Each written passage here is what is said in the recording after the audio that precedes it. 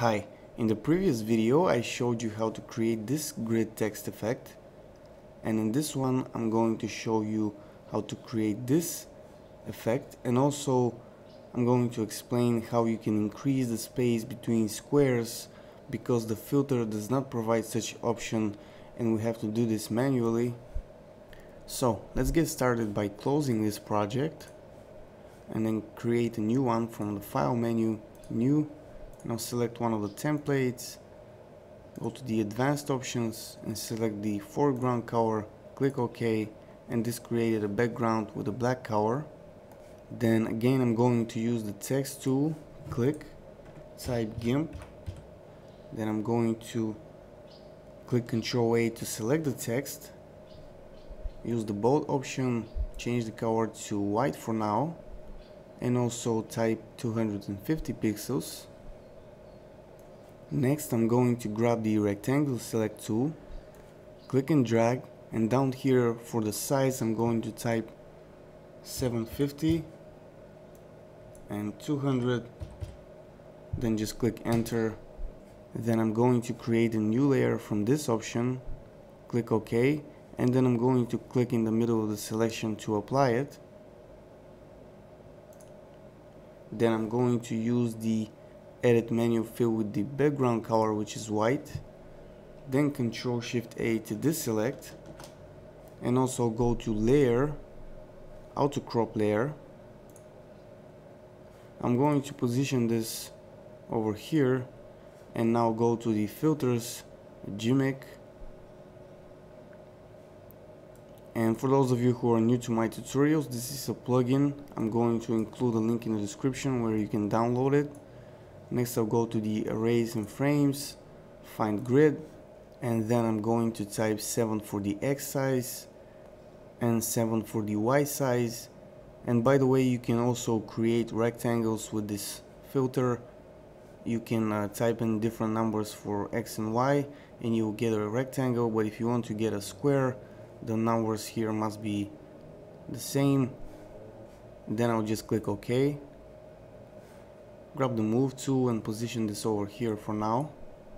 I'm going to zoom in holding down the control key and turning the mouse wheel, and you see that the space between the squares is very small. We can change that using the select by color tool. I'm going to click on one of the squares, then I'm going to select menu, shrink, and I'll use just 1 pixel. Click OK, then Ctrl I to invert the selection, then I'll hit the delete key, then Ctrl I to invert the selection again, and by the way you can do that also from the select menu, invert. Then I'll use one of the gradients again to fill this with color and select again this one, then I'll click and drag, hold down the control key to get a straight line and then release, then Ctrl Shift A to deselect. Next let's select the move tool and also click on this move the active layer option.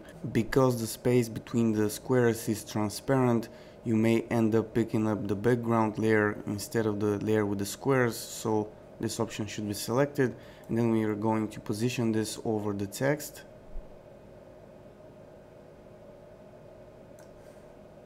Next, make the layer with the text active by clicking on it, right click and select alpha to selection. Then I'm going to also make this layer invisible and then make this one active. This time I'll go to the select menu and select the invert option and then hit the delete key, and then I just Ctrl Shift A to deselect. And maybe we can go to layer, layer to image size, and you see how our text looks. And a little tip, if you want to make this text bigger, therefore higher quality, you can multiply the numbers that I used. And also, like I mentioned in the previous video, you don't have to use a gradient, you can use a color of your choice. And that's pretty much all for this video. In the next videos I'm going to be answering questions from subscribers, And if this one was useful, I hope you like it, subscribe, leave a comment. That's it for now. Bye.